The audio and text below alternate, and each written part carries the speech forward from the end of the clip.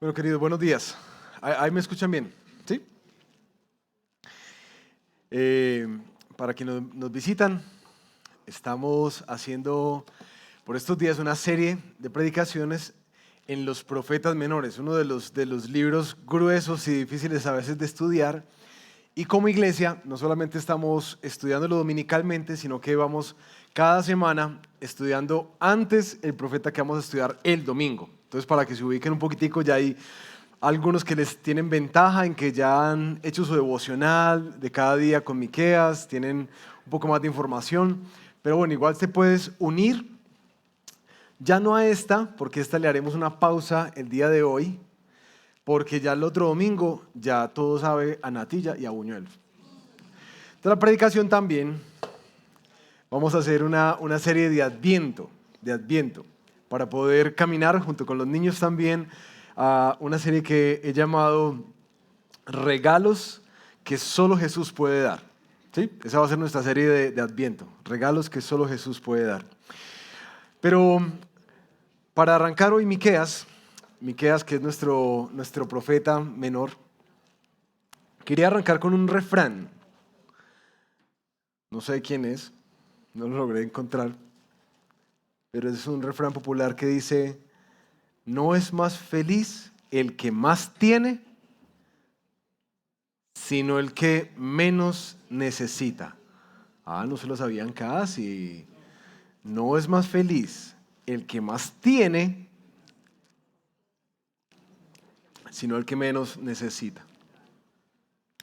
Y es muy interesante lo que envuelve este refrán detrás, que la felicidad no radica en las posesiones, en lo que uno alcanza a acaparar. Hay un texto precioso de Eclesiastés 5 que habla del tema de las riquezas, justamente. Y me encanta cómo desenlaza al final el escritor de Eclesiastés, que dice que en últimas las riquezas son un regalo de Dios. No es que las riquezas sean malas. El problema es cuando nuestra alegría y nuestra felicidad y nuestra paz radica en la riqueza. Por eso Eclesiastés 5 termina diciendo que en últimas el hombre que Dios le da esas riquezas también le da el don de disfrutarlas, y como Dios le llena de alegría el corazón, muy poco se preocupa de la vida, porque la alegría ¿de dónde viene? De Dios. ¿Listo? No es más feliz el que más tiene, sino el que menos necesita. Y es muy interesante, yo no sé si ustedes se han dado cuenta, la cantidad de veces que la Biblia habla de este problema del contentamiento, de la codicia, o como hoy vamos a hablar específicamente, de la avaricia del corazón. Y para darles un ejemplo, quiero leerles un par de textos rápido, como Hebreos 13:5. Sean sus costumbres sin avaricia, contentos con lo que tienen ahora, porque Él dijo: no te desampararé ni te dejaré. Proverbios 23, versículo 4. No te desgastes tratando de hacerte rico. Sé lo suficientemente sabio para saber cuándo detenerte. Tremendo no saber cuándo se tiene que detener, ¿no? Sabiduría de Dios. Mateo 6:25. Busquen primero el reino de Dios y su justicia, que todas las cosas serán. Primera de Timoteo 6:9. Pero los que quieren enriquecerse caen en tentación y lazo y en muchos deseos necios y dañosos que hunden a los hombres en la ruina y en la perdición. Por último, 1 Timoteo 6, versículo 10, porque la raíz de todos los males es el amor al dinero, por el cual, codiciándolo, algunos se extraviaron de la fe y se torturaron con muchos dolores. Eso es una listica chiquita de una lista mucho más grande. Pero la Biblia todo el tiempo advierte y advierte y advierte y advierte de la codicia. De hecho, para los estudiosos que van y cogen estos textos y los escuchan otra vez y estudian nuevamente el libro, les animaría a que hagan junto con esto un estudio de Romanos capítulo 1, versículo 18 en adelante. Es muy interesante cómo se conecta que la ira de Dios se viene manifestando contra eso, contra la injusticia, contra la avaricia del corazón humano, en últimas.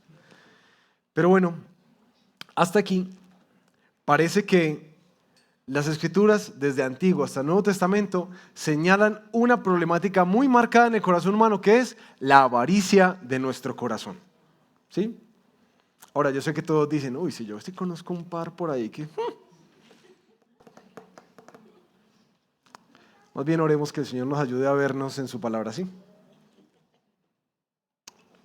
Amado Señor, tú sabes que nosotros somos rápidos para ver pequeñas astillas en ojos ajenos y obviar las grandes vigas en los nuestros. Hoy que nuestro texto de Miqueas nos va a introducir en este problema de fondo tan arraigado al corazón humano, del cual la mayoría de nosotros sentimos que no sufrimos de eso. Te pedimos, por favor, revélanos nuestros pecados, esos que nos son ocultos. Que tu Espíritu traiga convicción a nuestro corazón, no solamente de pecado, sino particularmente que tú traigas libertad, como cantábamos esta mañana. Esa libertad que solamente da Jesús. Libertades de esclavitudes que ni siquiera nos damos cuenta que tenemos. Pero también, Señor, sabes que no solamente el texto nos guiará en ver el problema de la avaricia, sino cómo esto escala a los niveles sociales de la corrupción. Y también nos va a guiar nuestro texto a darnos cuenta lo difícil que es vivir en un contexto donde hay tanta avaricia en el corazón de quienes nos lideran, gobiernan, enseñan. Te pido que también tu palabra nos guíe a saber cómo vivir en estos tiempos difíciles, que son tan parecidos a los que estudiaremos el día de hoy. Guíanos, por favor, con tu esperanza, con tu limpieza, con tu salvación, en el nombre de Jesús. Amén. Bueno, siempre arrancamos nuestros profetas entendiendo un poco el contexto y siempre está en el primer versículo. Hasta ahora ha estado ahí. Palabra del Señor que vino a Miqueas de Moreset en los días de Jotam, Acaz y Ezequías, reyes de Judá, lo que vio acerca de Samaria y Jerusalén. Versículo 1. ¿Listo? ¿Quién está escribiendo este texto? Dios envía a un hombre llamado Miqueas, del cual tenemos referencias en otros textos bíblicos, por allá en Jeremías. Vamos a ver que estaba también Miqueas profetizando. Pero nos dicen que era como de una región, Moreset, que parece un pueblo entre Judea y Filistea, como a 35 kilómetros de la capital del Reino del Sur, que era Jerusalén. Se especula que parece que era de origen campesino y tenía como mucha relación con el pueblo. Habla, quienes han estudiado este texto, hacen un paralelo entre Isaías, que es tremendo texto, y Miqueas. De hecho, algunos llaman a Miqueas el pequeño Isaías. ¿Sabían eso? Porque ambos profetizan por las mismas épocas. Y los mensajes en Miqueas parecen resumir mucho del ministerio de Isaías. Simplemente que el tono cambia en a quién le escribe, porque Isaías habla mucho a los gobernantes y a los reyes, habla como a la familia real, mientras que Miqueas habla mucho al pueblo, a las personas de a pie. Esa es como la diferencia que tienen. Pero de hecho hay textos que son literalmente iguales entre Miqueas e Isaías. No sabemos mucho de su profesión, ni de su familia, ni de quién era hijo, solamente que su discurso está dirigido a quienes, a Samaria y Jerusalén. Pero quienes lo estudiamos esta semana nos dimos cuenta que el gran protagonista es Jerusalén, el reino del sur. ¿Listo? El pueblo del Señor. ¿Cuándo y dónde habla Miqueas? Habla, este sí nos da la fecha, ¿se dieron cuenta? Jotam, Acaz y Ezequías. Entonces, por eso es que podemos estimar en qué periodo particular fue que él predicó, que más o menos es en el siglo VIII, entre el 735 y el 700. Ese es como el periodo de tiempo en el cual él está predicando. ¿Desde dónde? Pareciera que él se haya trasladado a Jerusalén a hablar desde ahí a la capital del Reino del Sur. Pero ¿por qué escribe el texto? Estas preguntas son las preguntas de estudio básico que le hacemos a cualquier texto en nuestro estudio diario y dominical. ¿Por qué? Porque es que Dios envía a este hombre a hablar a este pueblo.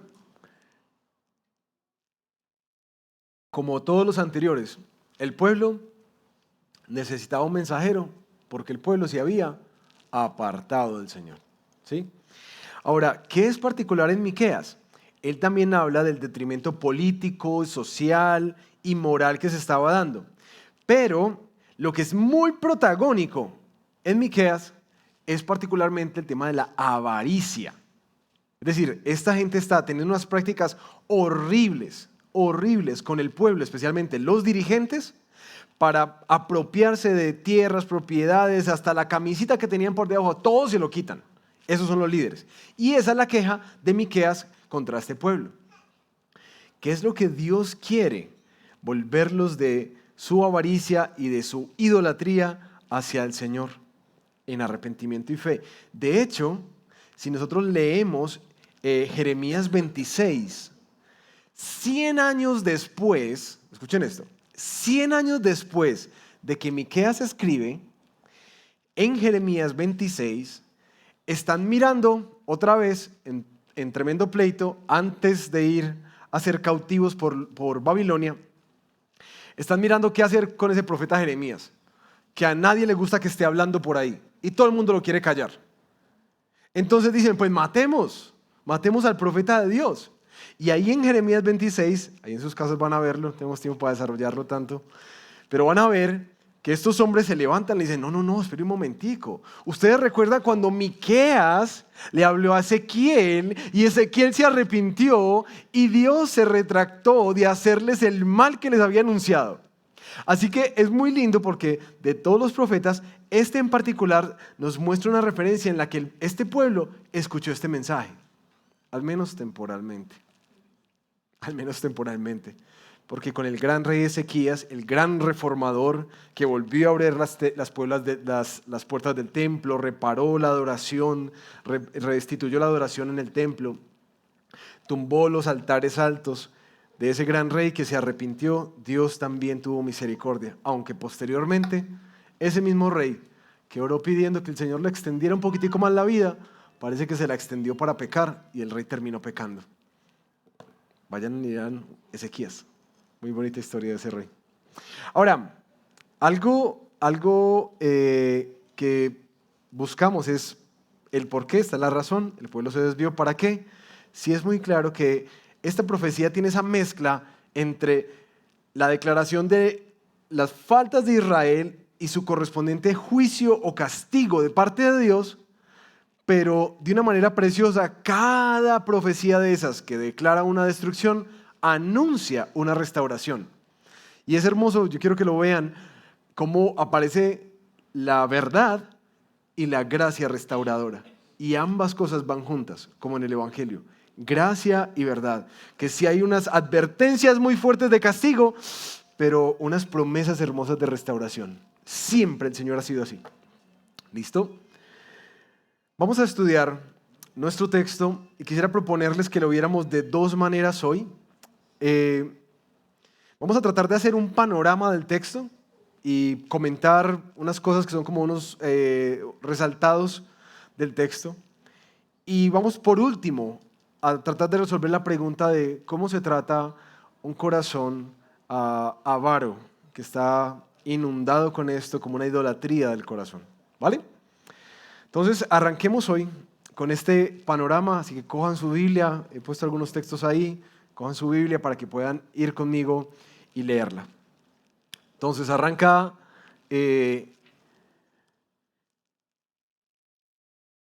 Miqueas hablando de parte del Señor. Y básicamente el libro, como vieron en la siguiente gráfica del proyecto de la Biblia, este recurso que hemos venido utilizando, lo puedes pasar al siguiente, por favor, Santi, si te da. Podemos ver que el libro se divide básicamente en tres sermones.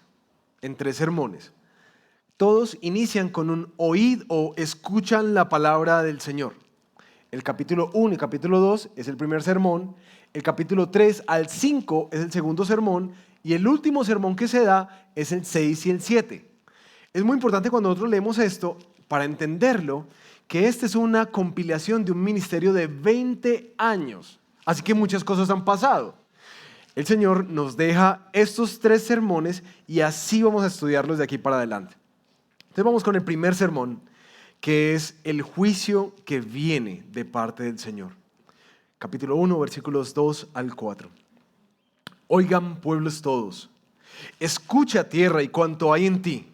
Sea el Señor Dios testigo contra ustedes, el Señor desde su santo templo, porque el Señor sale de su lugar y descenderá y caminará sobre las alturas de la tierra. Debajo de él los montes se derretirán y los valles se partirán, como la cera ante el fuego, como las aguas derramadas por una pendiente. La primera imagen que Miqueas lanza es que Dios parece que está airado. Viene a ejecutar su juicio sobre su nación. Esa es la misma descripción que hace Romanos 1:18, que la ira de Dios se viene manifestando contra los mismos pecados de Miqueas. Es muy interesante eso. Se manifiesta así, se revela desde el cielo contra la impiedad, la falta de compasión y la injusticia de los hombres, que con su injusticia y su maldad restringen la verdad. Eso es lo que Dios desde el Antiguo Testamento está haciendo, levantándose y bajando a hacer juicio a las naciones. Ahora, ¿por qué está Dios así? Versículo 5. Todo esto es por la rebelión de Jacob y por los pecados de la casa de Israel. ¿Y cuál es la rebelión? ¿No es Samaria, la capital del reino del norte? ¿Cuál es su lugar alto de Judá? ¿No es Jerusalén, la capital del reino del sur? Dios está señalando que esta nación suya, el pueblo del norte y el pueblo del sur, en sus capitales está manifestada de manera clara la maldad que tienen, radicada en ¿qué? En su idolatría y en su rebelión contra el Señor. Por eso, ese capítulo número 1 empieza a hablar de la ruina y la destrucción que Dios traerá sobre ese pueblo. Y luego, los versículos del 10 hasta el 16 empiezan a hacer una lista de un montón de ciudades. ¿Se dieron cuenta cuando lo estudiamos esta semana? Unas ciudades y unas ciudades y unas ciudades. Todas esas ciudades son ciudades de su pueblo que han hecho pecado. Particularmente son ciudades del reino del norte a las cuales Dios está llamando a juicio. Ahora, en verdad, estoy un poco frustrado con Miqueas porque tiene tanto para estudiar, pero hay que pasar tantas cosas por encima. Hay una poesía que se teje en hebreo entre el nombre de las ciudades y la condenación que hacen, pero magistral, hermosa. Solamente ahí para que sepan que hay mucho más detrás de esa lista de ciudades. Pero aunque Dios hace toda esta lista y muestra su ira, si ustedes notan, hasta acá no nos ha dado mucha claridad de cuál es la rebelión y cuál es el pecado.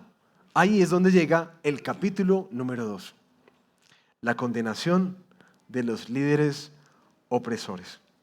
En ese capítulo, Miqueas va a hacer 3 denuncias. Vamos al capítulo 2, versículos 1 y 3. ¡Ay de los que planean la iniquidad, los que traman el mal en sus camas! Al clarear la mañana lo ejecutan, porque está en el poder de sus manos. Codician campos y se apoderan de ellos, codician casas y las toman, roban al dueño y a su casa, al hombre y a su heredad. Por tanto, así dice el Señor, estoy planeando traer contra esta familia un mal de que no librarán su cuello. ¿Qué es el mal que denuncia el Señor? Primer mal. Estos hombres opresores tienen poder y entonces se van a sus camas en la noche y empiezan a pensar, ¿cómo sacamos más plata? Y le dan vueltas y vueltas y vueltas al asunto. Y cuando dicen, ya sé por dónde le vamos a sacar más. Se levantan y como está en su mano hacerlo, de una lo hacen, sin temor, sin mente. ¿Y qué es lo que están haciendo? Quitan campos, casas y la heredad. Eso es muy importante porque Dios había dicho que la tierra se la iba a dar a las familias. La tierra le pertenecía a ellos para que se pudieran sostener. Cuando alguien le quita la tierra a la familia, entonces lo deja sin sustento. Pero no importa. Si podemos hacerlo y podemos ganar más, venga para acá. La segunda denuncia, versículos 8 y 9. Hace poco, mi pueblo se ha levantado como enemigo.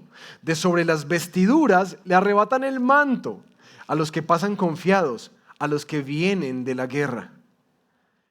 Esta gente no solamente se apodera de las cosas grandes, es tan excesiva su codicia que aún la gente que pasa confiada por ahí, aún los mismos que vienen de la guerra, que vienen aporreados y cansados, ellos llegan y buscan la oportunidad y le sacan la camisa. Su codicia es excesiva. Capítulo 2, versículo 11. El tercer mal: si un hombre, andando tras el viento y la falsedad, habla mentiras diciendo, les hablaré del vino y del licor. Ese sería el profeta para este pueblo. Esta gente no quiere escuchar. De hecho, el versículo 6 de ese mismo capítulo dice eso. No profetice, no diga esas cosas tan feas, que Dios no nos va a hacer nada. Porque ustedes lo que quieren es gente así, que ande tras vanidad y mentiras y les hable de vino y de licor. A ese ustedes lo proclaman profeta. Y vamos a ver más adelante que eso es lo que ellos estaban aún pagando. Oiga, profetíceme algo bien bueno pues para mí. Sí, para que este año me vaya bien. Y le pagaban a los profetas. Pero, versículo 12. Ustedes ven que hacen una comillita en su Biblia. Ciertamente los reuniré a todos, oh Jacob. Ciertamente recogeré al remanente de Israel, lo agruparé como ovejas en el redil, como rebaño en medio de su pastizal. Harán estruendo por la multitud de hombres. El que abre brecha subirá delante de ellos, abrirá brecha, pasarán la puerta y saldrán por ella. Su rey pasará delante de ellos y el Señor a su cabeza. Y aquí es donde espérate, me perdí la narración, como que, ¿por qué saltó de la condenación a la restauración? Y eso es lo que tiene este texto de Miqueas muy particular, que denuncia un juicio y un castigo, pero inmediatamente anuncia que Él, a pesar de este pueblo y a pesar de sus prácticas idólatras y de su avaricia, Él lo va a restaurar. ¿A quiénes?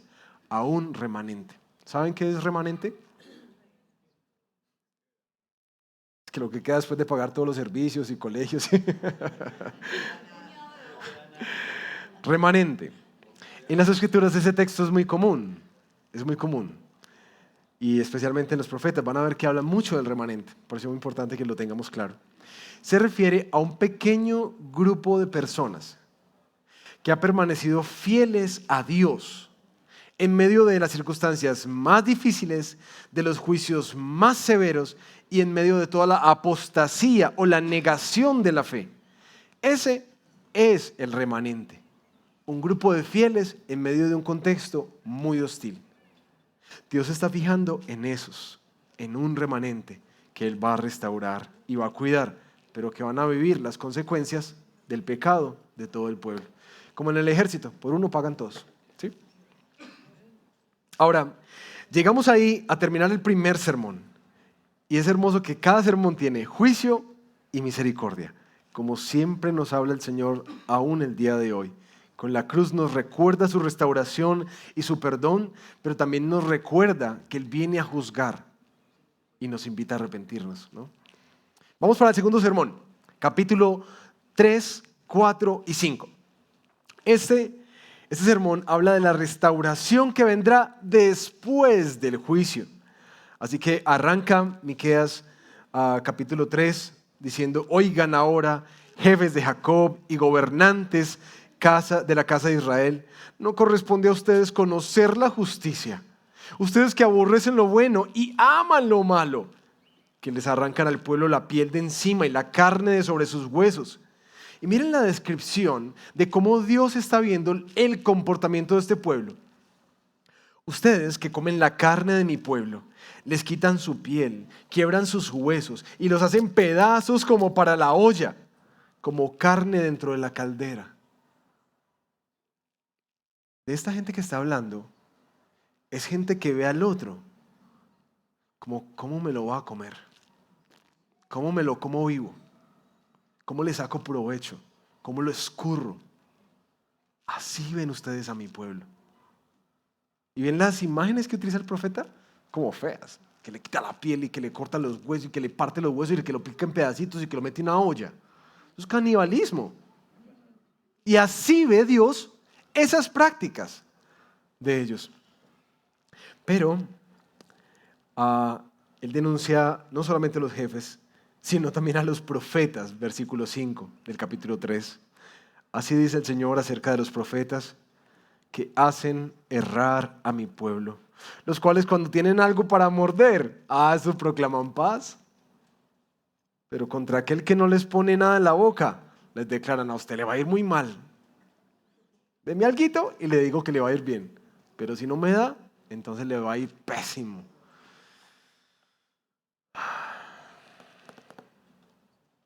Tristemente vemos muchos pastores así, ¿no? Por eso es que afuera de la iglesia se siente tanta hostilidad de los no creyentes que ven la iglesia como un negocio. Porque creo que también estas prácticas siguen siendo parte de nuestro día a día. Contrastado con estos profetas, Miqueas dice que él está lleno, en cambio, estoy lleno del poder, del Espíritu del Señor, de juicio y de valor para denunciar el pecado. Yo les voy a decir es la verdad. Eso es lo que yo les voy a decir, la verdad. Se levanta este hombre. Y de ahí hace una listica muy interesante. Vayan conmigo al versículo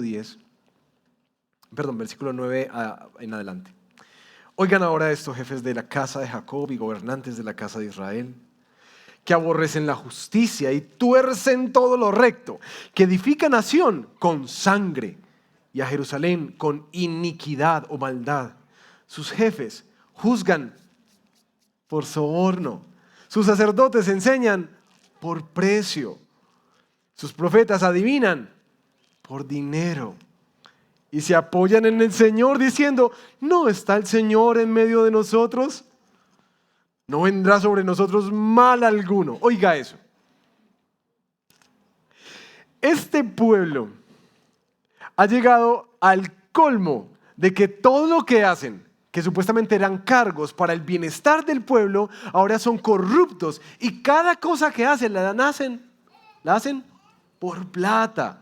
¿Sí? Ahí le ponemos el CBY, el ministerio del CBY, para juzgar, para gobernar, para profetizar, para enseñar. Lo hago, pero ¿cómo voy yo ahí? ¿Sí? CBY, por si de pronto alguno no entiende. ¿Cómo voy yo ahí? CBY. Es que veo a más de uno como confundido. Contextualización. Ok. Pero ¿qué es lo que uno ve como con sorpresa? Que ellos, haciendo eso, dicen: ¿no está el Señor con nosotros? No nos va a pasar nada, hermanos. La ceguera de este pueblo es impresionante. El descaro de encubrir detrás de su religiosidad la maldad y pensar que estamos bien con el Señor.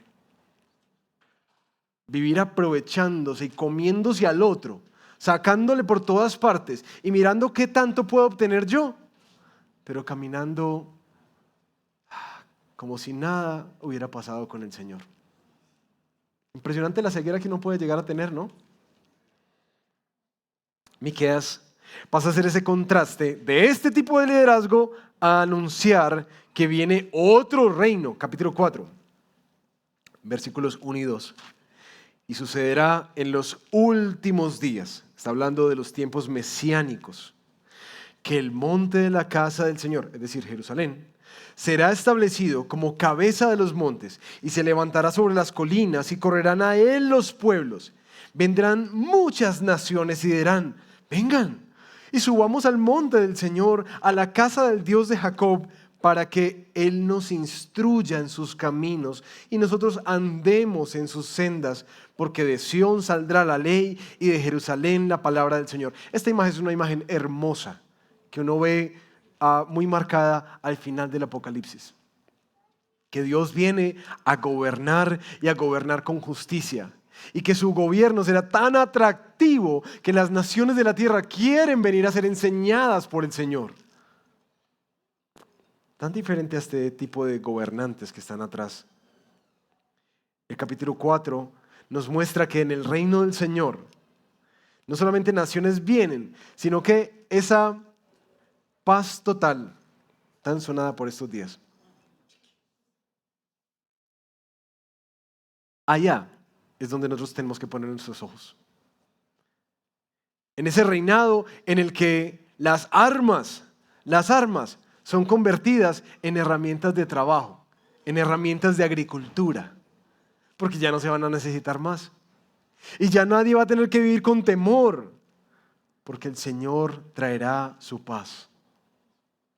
Mis hermanos, recuerden esto, la paz que tú y yo anhelamos para nuestra Colombia, para nuestra ciudad de Medellín y para el mundo, no es una paz capaz de establecerse con medios humanos. La historia de la humanidad ha sido una evidencia de eso. Pero gracias al Señor que nos deja esta esperanza del Rey que viene a juzgar con justicia y que establecerá para siempre un reino de paz, como cantábamos ahorita. Y a pesar de esta belleza, Dios le habla esto al pueblo, pero le anuncia que, aún así, ellos van ahora camino a Babilonia. Camino a Babilonia. Capítulo 4, versículo 10. Retuércete y gime, hija de Sión, como mujer de parto, porque ahora saldrás de la ciudad y habitarás en el campo e irás hasta Babilonia. Allí serás rescatada y allí te redimirá el Señor de la mano de tus enemigos. El castigo es inevitable, el destierro viene, pero estas naciones no entienden. Ellos están gozando mucho, las naciones que Dios está utilizando, pero no entienden qué es lo que Dios está haciendo, porque Dios tiene un plan. Y ahí aparece quizás uno de los textos más conocidos y más nombrados en estos días de Miqueas. ¿Cuál será?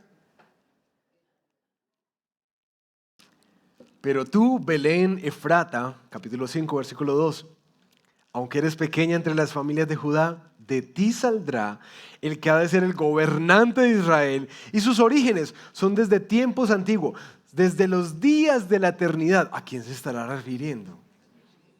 A Jesús, ¿cierto? La profecía que posteriormente vemos cumplida en el Nuevo Testamento. El Mesías vendrá. Y uno tiene que ver en el marco, en qué marco es que Dios está hablando de su reino y de este nuevo rey. ¿En el marco de qué? De corrupción.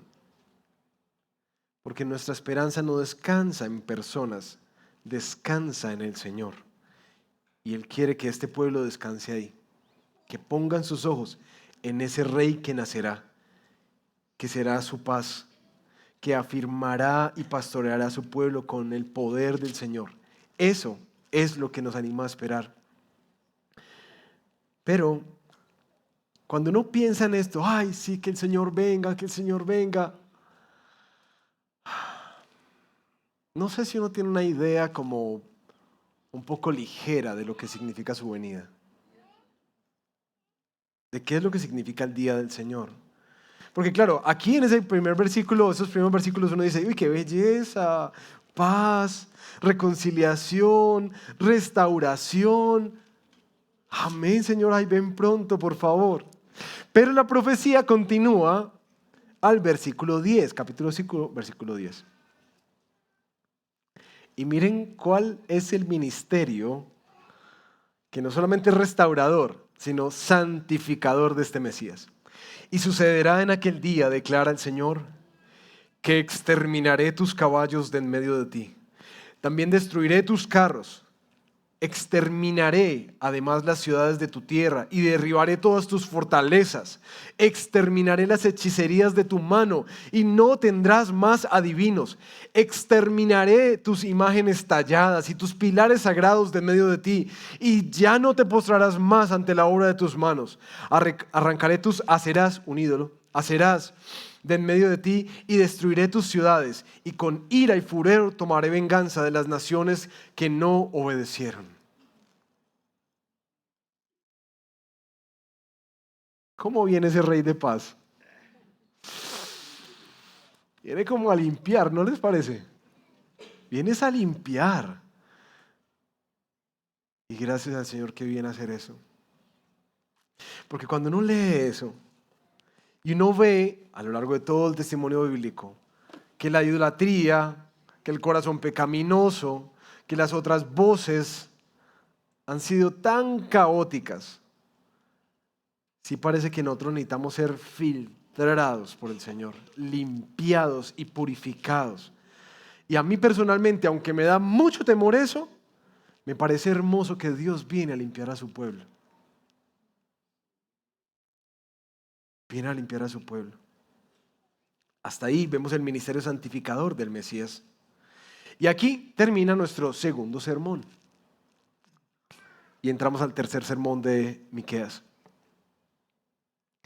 Y mis queridos, este es un texto que ojalá tuviéramos tiempo para desmenuzarlo. Porque el tercer sermón o oráculo son los cargos de Dios contra Israel. Dios viene y se para frente a Israel, frente a su pueblo. Dice, venga para acá, que tenemos que solucionar algo. Él va a entrar en litigio, un término legal, contra su pueblo. Dice capítulo 6, versículos 1 al 3. Oigan ahora lo que dice el Señor. Levántate, litiga con los montes y oigan las colinas tu voz. Oigan montes la acusación del Señor y ustedes perdurables cimientos de la tierra. Está llamando a toda la creación para que sea testigo de lo que Él va a decir. Porque el Señor tiene un litigio contra su pueblo, un pleito contra su pueblo. Y con Israel entablará juicio. Pueblo mío, ¿qué te he hecho? ¿O en qué te he molestado? Respóndeme.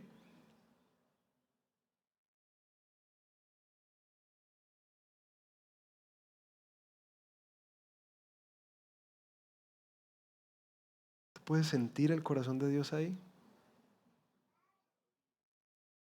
Duele. Duele como quien está desencantado. ¿Yo qué te hice?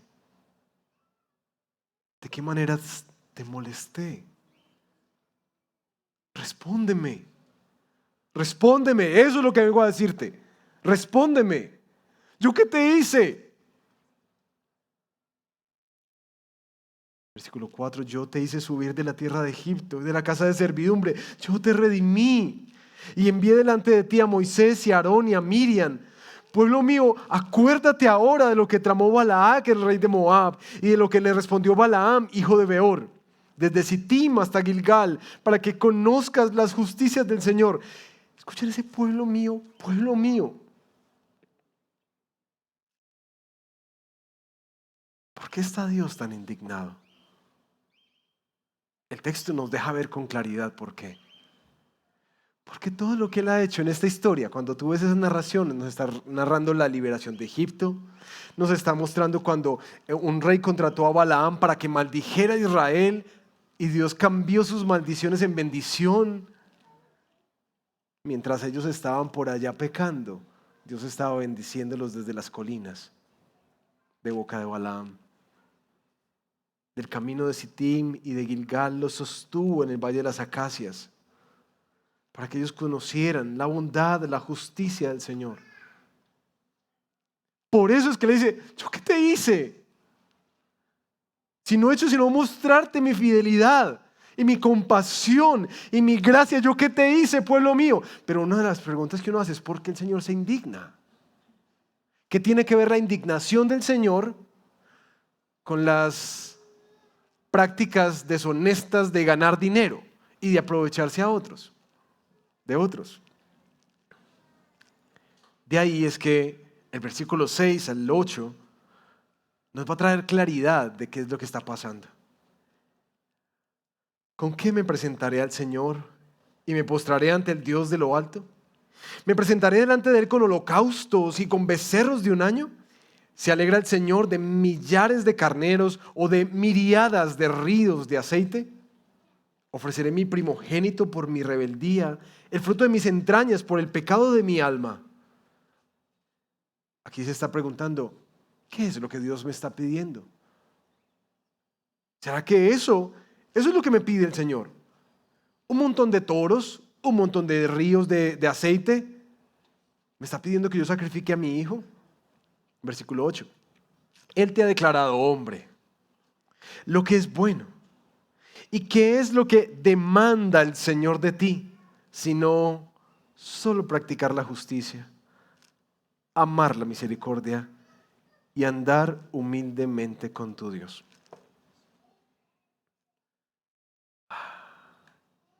Pareciera que este pueblo ha ofendido al Señor de una manera directa, en que con sus prácticas avaras ellos han rechazado el mandamiento del Señor. De hecho, más adelante en el capítulo 6, versículo 16, les dice que ustedes los mandamientos que guardan son los de ese malvado rey Omri y los de la casa de Acab, reyes de Israel. Eso es lo que ustedes siguen, pero ustedes no me siguen a mí. Porque lo que yo pido es muy sencillo. ¿Qué es? Justicia, amar la misericordia, caminar en humildad. Y eso no es lo que ustedes están haciendo. Así que él anuncia un castigo. ¿Y qué castigo viene? Si ustedes lo leyeron entre semana, se van a dar cuenta que Dios va a hacer que todos los esfuerzos de este pueblo por guardar alguna platica, por ganarse algún centavo, todo de nada les va a servir. Muy interesante las disciplinas del Señor, ¿no? Que con lo que se extravía nuestro corazón, con eso nos trata.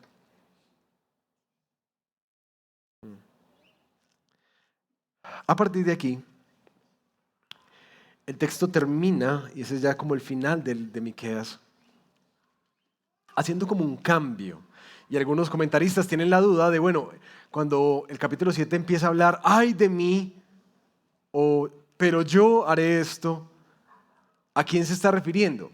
Algunos dicen, no, es Miqueas hablando en nombre del pueblo. Otros dicen, no, es la personificación de alguien que está respondiendo. Yo personalmente al leer el texto y estudiarlo, yo creo que Miqueas está tomando una vocería aquí. Y este capítulo 7 es muy clave, porque Miqueas va a empezar a responder cómo es que él vive en medio de un pueblo pecador, lleno de corrupción, donde todo el mundo hace cosas es por plata. Pues allá.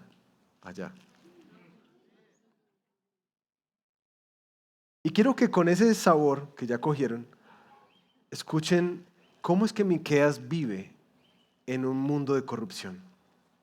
Capítulo 7, Miqueas dice, ay de mí, porque soy como los recogedores de fruto y de verano, como los rebuscadores de la vendimia. No hay racimo de uvas que comer, ni higo temprano que tanto deseo.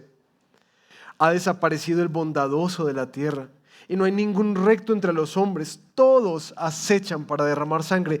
Unos a otros se echan la red. Para el mal las dos manos son diestras. El príncipe pide, y también el juez, una recompensa. El grande habla de lo que desea su alma, y juntos lo traman. El mejor de ellos es como un zarzal, y el más recto como un seto de espinos. Mejor dicho, aquí no hay de qué hacer un caldo, porque todo está pervertido.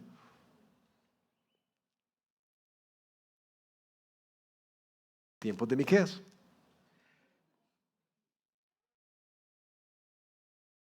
Donde el príncipe pide, el juez pide, y el poderoso se alía con estos dos para poder mirar cómo lo van a hacer.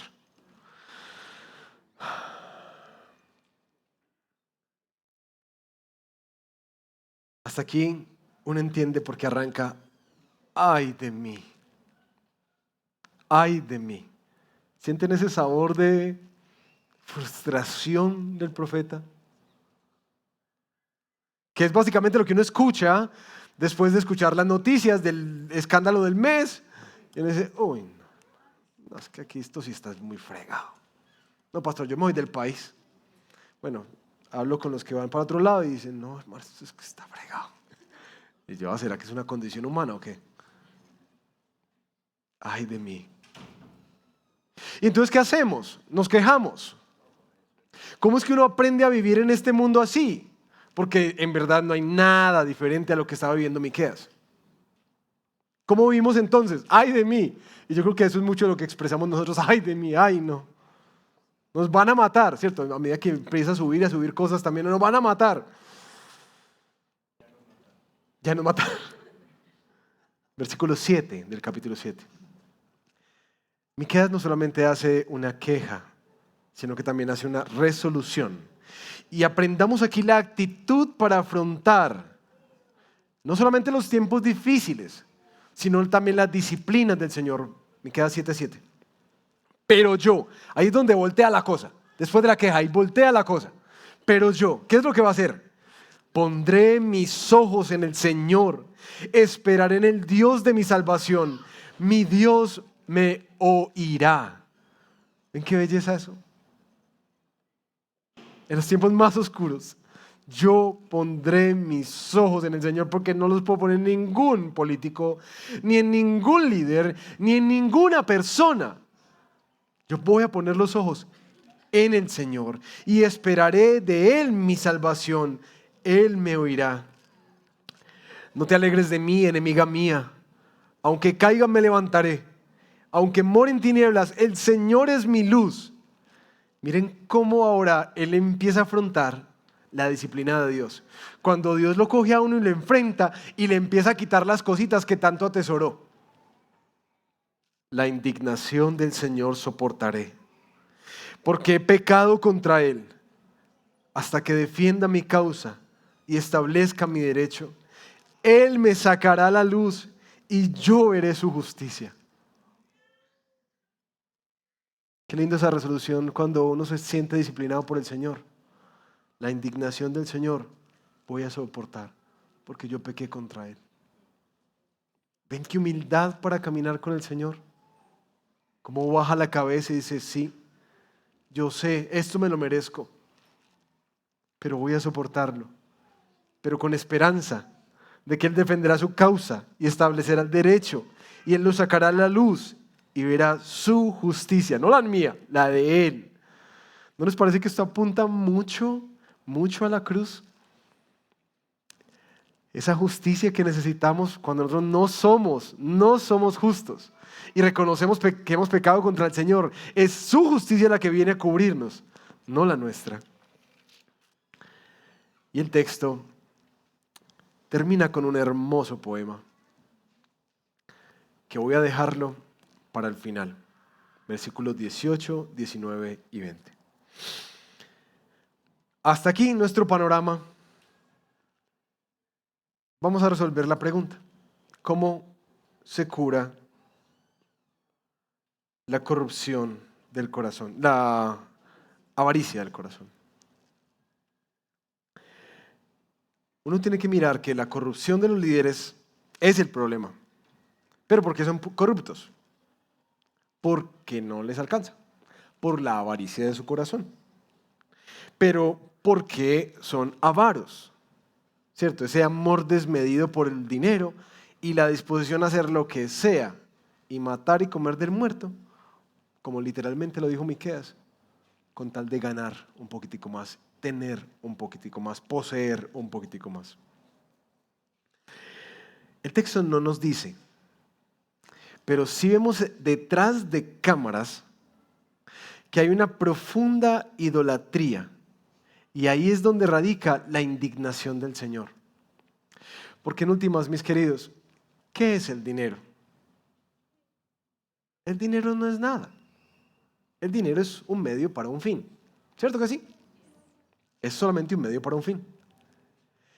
Ellos estaban buscando, detrás de tener, detrás de poseer, una seguridad, una identidad. El texto no nos dice qué era, pero básicamente ellos habían hecho del dinero su Dios. Eso determinaba todo en su vida. Cómo vivían, qué hacían, qué era bueno y qué era malo. Eso depende, ¿sí me entiende? Porque el fin justifica los medios. Lo que sea hago por plata. Eso se convirtió en la ley de sus vidas. Y aquí uno tiene que parar porque yo les soy muy honesto. Si hay algo que yo he visto poderoso, poderoso, poderoso en nuestros corazones, es el dinero. Uno, como dice el dicho, por la plata baila el mono. A los que a mí me lo contaban con un mono. Por la plata baila el perro. Y el mono también. Dime cuántas de tus decisiones, de nuestras decisiones, son tomadas particularmente por plata. ¿O no? Es decir, ¿qué carrera da más?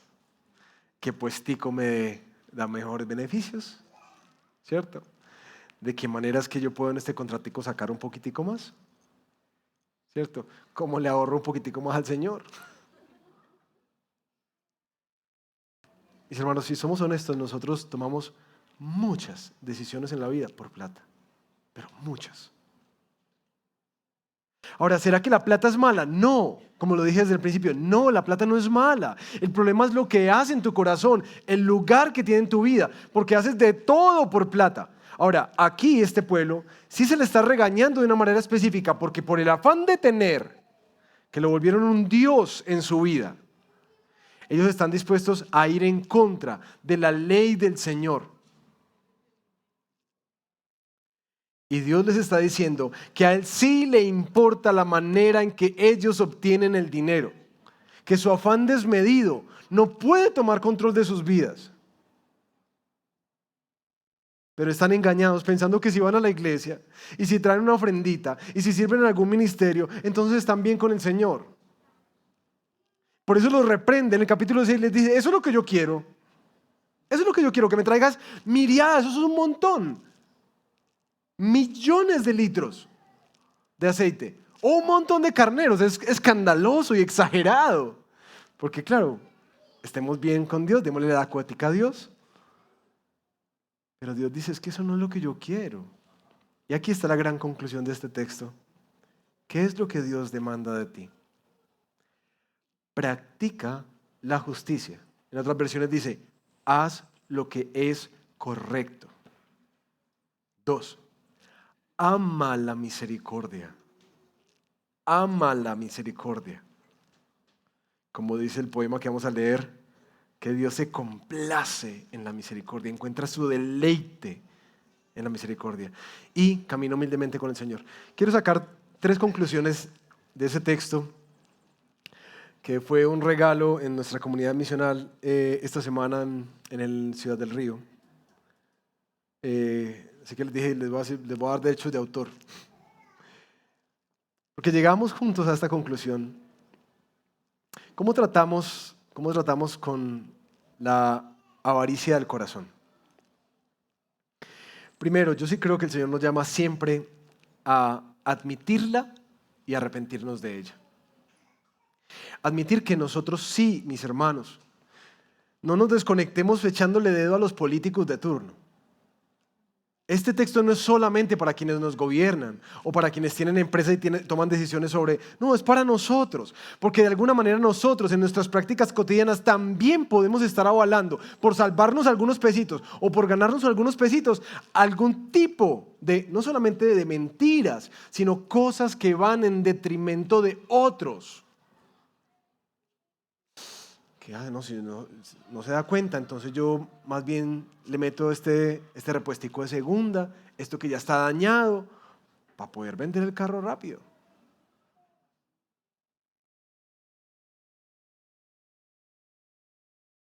No, que es que un contrato, que es que no nos da, venga a ver, miremos a ver cómo le hacemos, y no, vea, digamos que es esto, pero le pagamos más bien esto. Porque es que es muy caro, es muy caro. ¿Sí? No, es que en el mundo funciona así, que uno le tiene que dar el regalito y que la cosita por acá. Eso es el pan de cada día, de mucho de la vida de la iglesia. Y este texto nos pega un freno en seco. Y nos dice, ustedes no deben actuar así. Ustedes no deben perpetuar, pastor, pero es que así funciona el mundo. Mis ojos pondré en el Señor. Pero mis hermanos, aquí nos lo denuncia bien fuerte, bien fuerte. Especialmente, mis hermanos, tengamos cuidado cuando decisiones que nosotros estamos tomando económicas van en detrimento de hacerle mal a otras personas, que ponen a sufrir a otras personas. Porque dice el Señor que Él escucha esas oraciones y las va a atender. Tengamos cuidado. Porque el primer principio es, cuando nos dice practica la justicia, es a Dios sí le importa la manera en que tú y yo nos ganamos el dinero. A Él sí le importa. Y debe ser de una manera justa. No solamente que es ética para ti, en que es una cosa legal, espero pues que hasta allá pues, tengamos claridad, sino también que no vaya a hacerle daño, a afectar a otras personas, que no sea a costa de otros. ¿Sí? En todo, en el descuentico, en cualquier tipo de negociación, en un contrato, en lo que sea, ten cuidado con eso. 2, ¿qué es esto de amar la misericordia? Y discutíamos, porque no solamente dice misericordia, porque dice amar la misericordia. Es porque está pidiendo que su pueblo encuentre un deleite en qué es la misericordia y qué es la compasión, sino ponerse en los zapatos del otro. Poder mirar la condición del otro y sentirse de tal manera conmovido que yo estoy dispuesto a sacrificar de lo mío para poder darle al otro. Entonces ahí encontramos un segundo principio para nosotros. Me parece muy interesante cómo los psicólogos hablan de que la avaricia, ¿saben cómo se trata? Con generosidad. Con generosidad. Tú estás viendo que tienes un problema con el dinero. Empieza a dar. Así se trata la avaricia. Y eso es lo que está diciendo el Señor. No solamente me importa que tú te ganes la plata de manera justa y correcta, sin afectar a nadie, sino que también te ganes la plata, la plata que te ganes, sepas cómo administrarla, que no es pa' aquí, pa' aquí, pa' aquí, pa' aquí, sino que ames, te deleites, experimentes un gozo en poder ayudar y servir al otro. Porque el dinero que Dios te da no es para ti, es para que lo administres de tal manera que traiga gloria a Él en la vida de otros. Como dice el Sermón del Monte, para que al ver las buenas obras de ustedes, muchos den gracias al Padre que está en el cielo. Y por favor que no sea solamente en Navidad. Porque yo sé que ustedes van a calmar la conciencia ahorita rapidito en Navidad. Pero también recuerden que de enero a noviembre tenemos una agenda igualitica. Y la tercera, ¿qué es eso de andar humildemente con el Señor? En un contexto de avaricia. Porque uno dice, no, que seamos obedientes al Señor. Pero ¿qué es eso de andar humildemente con el Señor? Jesús se lo dijo a los fariseos, ustedes que diezman la mente y no sé qué, debieran haber seguido haciendo esto, diezmando, sin dejar las cosas más importantes de la ley, que son, adivinen cuáles, justicia, misericordia y fidelidad al Señor. ¿Por qué les dice que anden humildemente con el Señor a un montón de gente que lo que está buscando es plata, plata, plata, plata? ¿Y cómo gano más? Yo creo, mis hermanos, esto es una aseveración personal. Creo que el texto nos está hablando de contentamiento. De uno aprender a vivir la vida contento con lo que el Señor va dando. Eso, hago la claridad, no es una excusa para estar dejados en la vida. No es que uno no tenga ni aspiraciones ni sueños en la vida. ¿Sí? Es aprender a disfrutar cada cosa que Dios da y la que también no da. Disfrutarla con gozo. Aprendiendo que todas las cosas bellas y buenas, como dice Santiago, vienen de la mano del Señor. Y las que Él retiene también por su voluntad lo hace.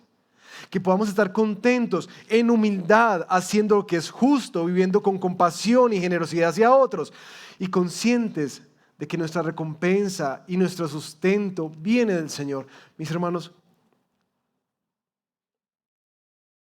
no quiero terminar este texto sin animarnos a arrepentirnos de las formas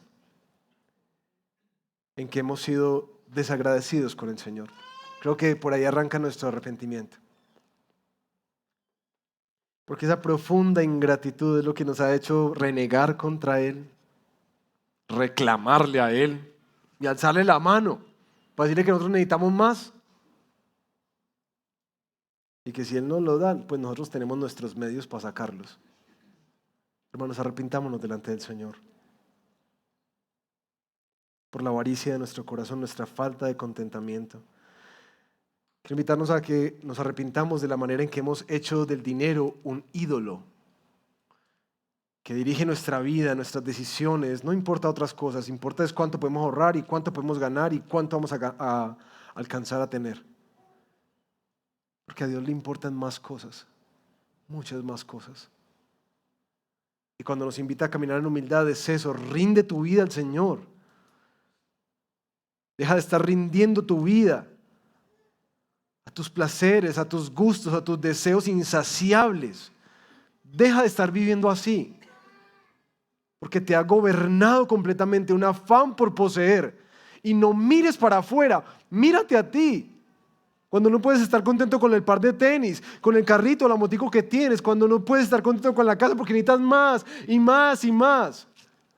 Porque no solamente importa que lo ganes de una manera justa, también Dios quiere que utilices todo lo que tú tienes, de manera que seas misericordioso, que atiendas la necesidad del otro. Por favor, no pensemos de una manera egocéntrica. ¿Por qué? Mis hermanos, porque Él no lo hizo. ¿Cuál es el estímulo nuestro a la generosidad?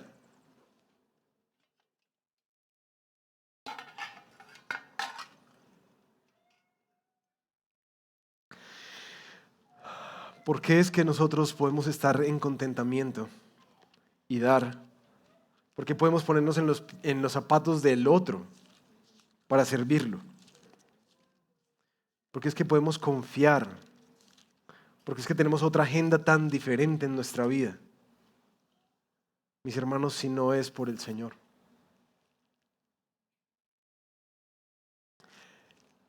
Fue su incomodidad la que nos bendijo. Fue su compasión la que nos hizo hijos. Y quiero leerles, para que entremos a la Santa Cena, este texto de Segunda de Corintios, que habla acerca de la generosidad de los macedonios. Permítanme buscar este texto aquí, que se me perdió.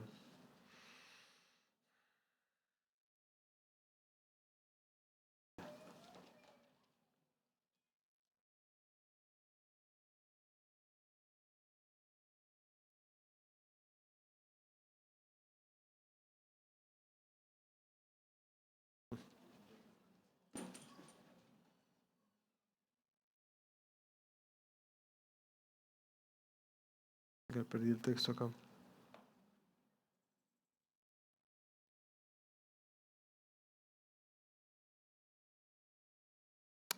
Capítulo 8, versículo 7.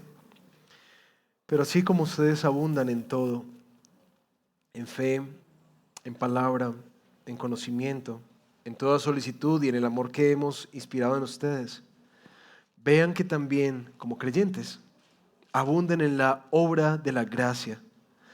No digo esto como un mandamiento, sino para probar por la solicitud de otros también la sinceridad del amor de ustedes, porque conocen la gracia de nuestro Señor Jesucristo, que siendo rico, sin embargo por amor a ustedes se hizo pobre, para que por medio de su pobreza ustedes llegaran a ser ricos. ¿Qué tal si tomamos un momento y oramos y nos preparamos para la cena del Señor? Señor, reconocemos que necesitamos de ti, que sí necesitamos tu limpieza, que sí necesitamos tu perdón, pero también necesitamos la capacitación que viene del Evangelio. Como le dice Pablo a estos hermanos macedonios en Corinto, que nuestra generosidad parte de nuestra comprensión de lo que tú has hecho para el perdón de nuestros pecados. Que tú teniéndolo todo no pensaste en ti, sino que te humillaste y te hiciste pobre, porque la generosidad y la misericordia siempre trae un costo para el dador. Y tú estuviste dispuesto a pagarlo en esa cruz para ahora hacernos ricos, herederos, hijos. Señor, si hay algo que impulse una vida diferente, no guiada por el dinero y por la avaricia, sino por la justicia, el anhelo de servir, de tener compasión del otro y de vivir una vida de contentamiento, caminando en humildad con cada cosa que Dios da y no da. Ese eres tú, Señor. Te pedimos que lo que hemos disfrutado de ti, Jesús, traiga también una nueva vida a nosotros. Límpianos, restaura nuestra adoración. En Cristo Jesús te lo pedimos.